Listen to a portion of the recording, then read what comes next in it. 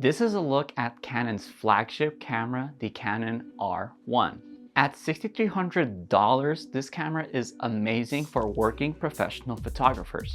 But what about filmmakers? The Canon R1 is definitely packed with breathtaking features, to say the least, when you have 6K RAW recording, amazing new AF technology, 4K video oversampled from 6K all the way up to 60 frames per second, and of course, amazing low light capabilities. But let's face it, these goodies come with a pretty heavy price tag. So is it worth it? Well, in the week that I've had it, I've put it through real world tests in all different conditions, outside, inside, low light, great light, and I've sort of figured out what's great about the camera and what's not so great. So we'll be breaking down the Canon R1's video performance, battery life, autofocus performance, low light performance, and more in this video to decide whether it's actually worth picking up as a filmmaker. Hi there, my name is Bruno Pozo. I'm a commercial filmmaker living here in Bend, Oregon, and I make weekly videos on filmmaking technique, gear, and how to make money with your camera. If any of that interests you, hit that like and subscribe. Now, let's hop into the review. All right, let's talk about video quality. The Canon R1 has added a ton of features from Canon's cinema line of cameras. Things like the recording formats, all the different 4K options, and of course, raw internal video recording. Let's cover the frame rates and resolutions first. So this camera can shoot up to 6K RAW internally, up to 60 frames per second, which is absolutely insane. And the image quality when you do shoot in RAW is beyond pristine with 12-bit color and incredible detail. It particularly shines when there's a ton of light available to the sensor, but even in low light conditions, this camera's sensor performs extraordinarily well due to its triple base ISO. But more on that later. Most filmmakers will ultimately just live in 4K fine mode, which allows you to actually oversample from the 6K sensor into 4K video. And in this mode, you have frame rates from 24 frames all the way to 60 frames per second. If you go past 60 frames per second, unfortunately, you cannot downsample the 6K center, so you end up with a lot softer image, but that's only if you go to 120 frames per second and above. Finishing off the frame rates and resolutions, you also have 1080p and 2K from 24 frames all the way to 240 frames per second. And if you want to shoot in DCI, also known as 17:9, you have that option in 2K all the way up to RAW 6K. The biggest addition to the Canon R1 has been the addition of C-Log 2. This is Canon's best log curve, providing the most dynamic range and is great for color grading. On that note of dynamic range, I ran a test where I underexposed and overexposed the sensor at one-stop increments, and I recovered them back to neutral exposure to see how it fares up. And as you can see in these tests, you can recover up to 2 stops when you underexpose, but when you go past that, the colors are really bad and the noise I think is pretty rough. And you can recover up to 3 stops when you overexpose the camera, but you will lose a lot of contrast, so that is something you're gonna have to add back in, and that's just due to how the C-Log 2 log curve performs. Another reason why the Canon R1's video quality is exceptionally stunning is its color bit depth. You can shoot in standard from 8-bit to 10-bit, but if you decide to shoot in RAW, you actually get access to 12-bit video. This is really useful for anyone who wants to get really granular with their color grading. When you have 10-bit and 12-bit video, you can adjust it without necessarily causing banding or any weird visual artifacts. And what's great is the Canon R1 doesn't need to be shooting in log to get a 10-bit color profile anymore. You can actually shoot in the standard picture profile and still have a 10-bit option. The Canon R1 comes with a stacked 24 megapixel sensor, so rolling shutter is pretty minimal. I tested the rolling shutter in 4K 24 all the way to 120 and even in 6K RAW, but I saw no noticeable difference between them, and it's very subtle, you don't even notice it. Finally, they added some quality of life improvements to the Canon R1, which I'll list off here. Number 1, they got rid of the 30-minute record limit. Now you can pretty much record as long as your battery lives and as much storage you have in your CF Express cards. They have also added pre-recording to this camera. So this allows you to record up to 3 or 5 seconds before you hit the record button. This is particularly useful for anyone who does like events, say a wedding, and cannot miss the action. This camera also doesn't have an overheating problem like the R5 II or the original R5. Even in 4K 60 oversampled mode, I had this camera recording up until an hour and 50-ish minutes before it finally overheated. And that was in a room that was roughly 69, 70 degrees. That's typically how we keep the house. And in 4K 24 oversampled mode, I could not get this camera to overheat. So that's great news if you want something really reliable. And finally, they have added proxy recording in this camera. So you can actually record a main video file to the first CF card, and then on the second CF card, you can have a proxy that you can use in post-production immediately to help with the editing workflow. This has been particularly useful when I shoot in the raw video modes, where those files are really tough on my editing software. And so having those proxies that I can use to edit really quickly is game-changing. All this to say, you will not be disappointed by this camera's video quality. Now let's hop onto this camera's autofocus and stabilization capabilities. The R1 introduces Canon's new cross-type AF. I'm not sure exactly what that means.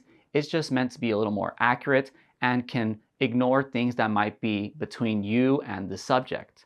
So this is meant specifically for people who might do sports or wildlife, where they have the fence or branches sort of obstructing their subject. This camera is smart enough to look past that and not lose focus.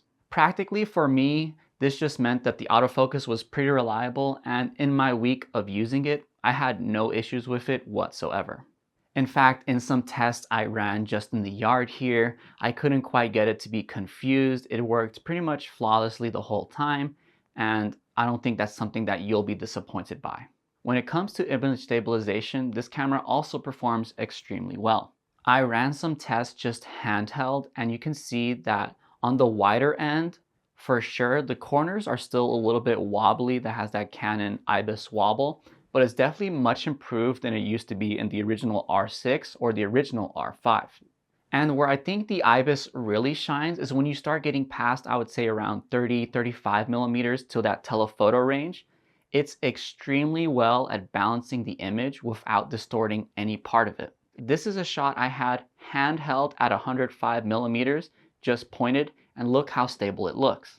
If I were to do that without IBIS, the shake would be absolutely insane. And so I'm really appreciative for this camera's image stabilization capabilities. Just know that if you go on the wider end and that's something you do, like for example, vloggers who might be holding out at arm's length, you're gonna have some wobble towards the corners, but nothing to really worry too much about.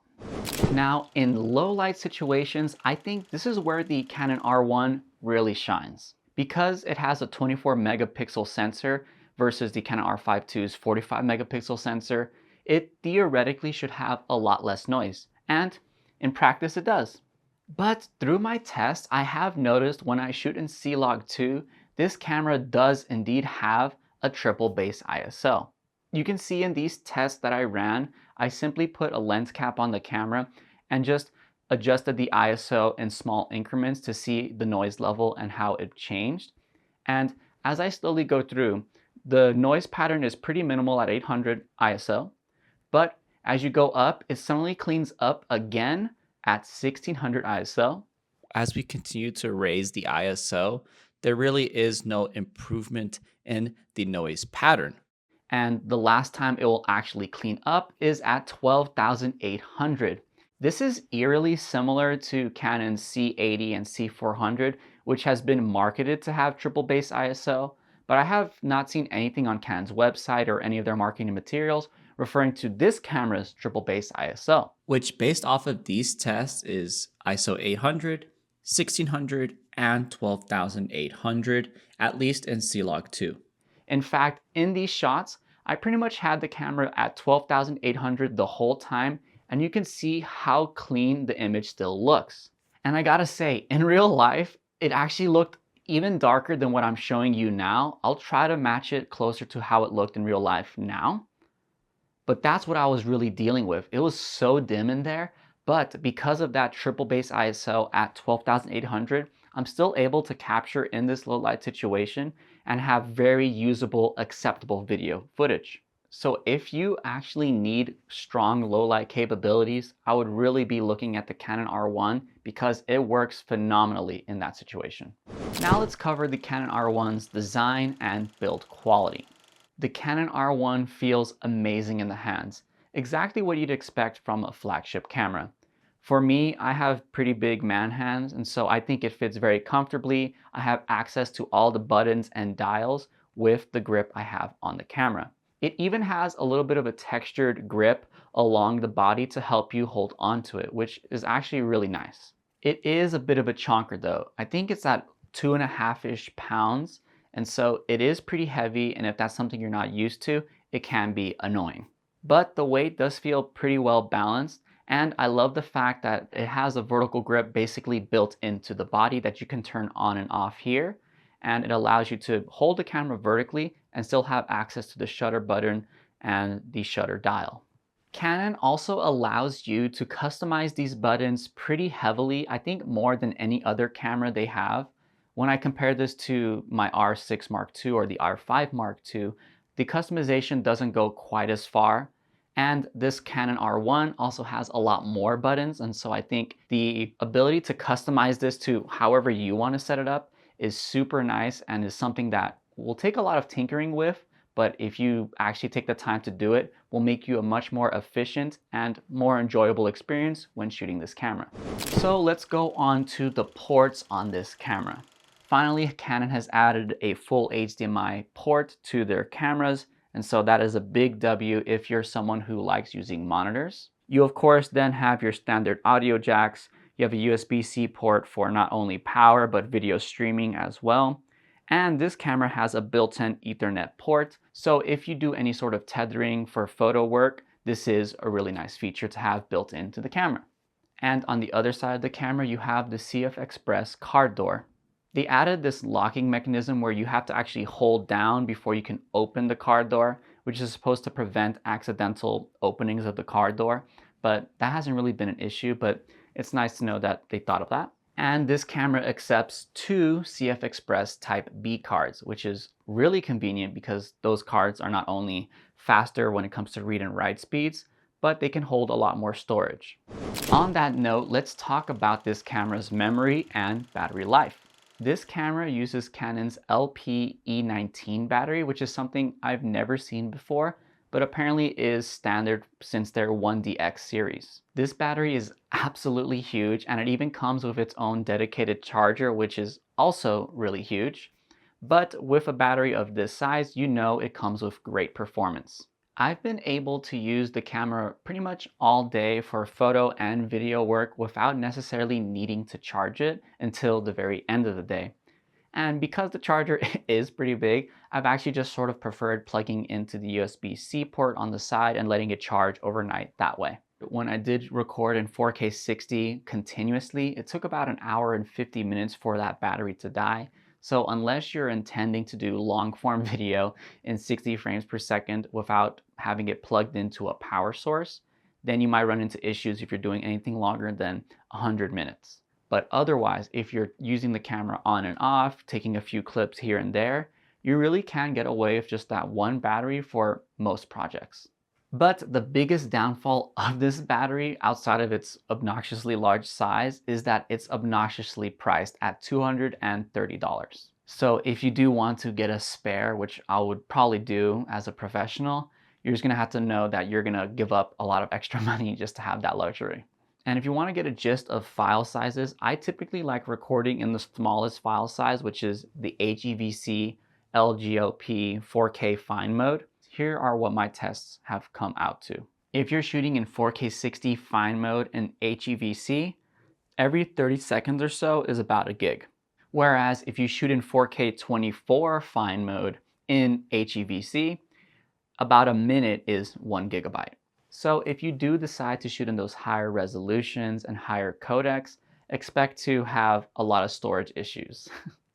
Now, is this camera worth it for the price? At $6,300, this camera is an investment. But if video is your priority and you want a hybrid workhorse, then the R1 is a very strong contender. When you compare this to the Canon R5 Mark II, which is almost $2,000 cheaper, you're getting just a few extra benefits. You're getting a better autofocus, better battery life, better 4K 60, better heat management, and even better low light performance. But you also have the option of possibly slightly bumping up and going for something like the Canon C80 or C400. And if you decide to go that route, you'll definitely have better video performance. But of course, you won't have photo capabilities at all. So depending on your budget and your situation, the Canon R1 strikes that perfect balance between Canon's mirrorless lineup and Canon's cinema lineup, all in one camera body. But before you go and buy this camera, here are a few of its downfalls. Number one, 4K 120 is not oversampled from its 6K sensor. You only get the 6K sensor oversampling when you go from 24 frames up to 60 frames in 1080 all the way up to 4K. Number two, for some reason, the model of R1 I received on loan, its false color just simply doesn't work at all. I would activate false color and sometimes the camera would just straight up crash and I would have to reset it. Or if I was able to activate false color, it wasn't showing the color index at all. There was only one color on screen. It would just basically turn it to black and white. It was just a gray image. There was no red, yellow, purple, blue, which is what you would expect in the false color. So that was just disappointing, and I think that might be the camera they sent me, but still strange to see a flagship camera be released with these weird bugs. Speaking of weird bugs, sometimes the camera would just straight up crash on me. This mostly happens when I'm shooting in 4K 60 and above, and when I'm trying to activate false color or the live view assist on the camera. Luckily, I do think these are issues that can be simply fixed with a firmware update, but once again, strange to see that so many bugs on a flagship camera. So what is my final verdict? So is the Canon R1 worth it for filmmakers? It's a pretty close call, to be honest. The video quality, autofocus, and reliability are definitely top tier, and I absolutely loved using this camera in the week and a half that I had it. But if you don't need all these extra bells and whistles, if you are someone who's just making content for online and 4K is more than enough, you don't need the 6K RAW, then I do think there are cheaper and better cameras for you that can still produce amazing 4K video. And if you really want to go for the top of the line when it comes to video quality from Canon, you really should consider going the cinema line route. But what I think makes the Canon R1 so darn special is that it does have that cinema line video quality with amazing photo capabilities as well. And so if you're a hybrid shooter, then this camera really is a beast. But I can see how this camera can be overkill for most people, especially if you're not really a professional making money with your camera. For example, would I recommend this camera to someone who's just making vlogs for YouTube? I don't really think so. Especially when you consider not only the price of this camera, but this thing is really huge. I find that comforting and I really like that about the camera, but I can see for vlogging or certain content creators, having that bulky camera really isn't worth it. But what do you think? Does the R1 live up to all the hype? And stay tuned because next week I'll actually be comparing the Canon R1 to the Canon R5 Mark II. So if that interests you at all, hit that like and subscribe. Thank you so much for watching all the way until the end. I appreciate every single one of you who do, and I'll see you in that next video. Peace.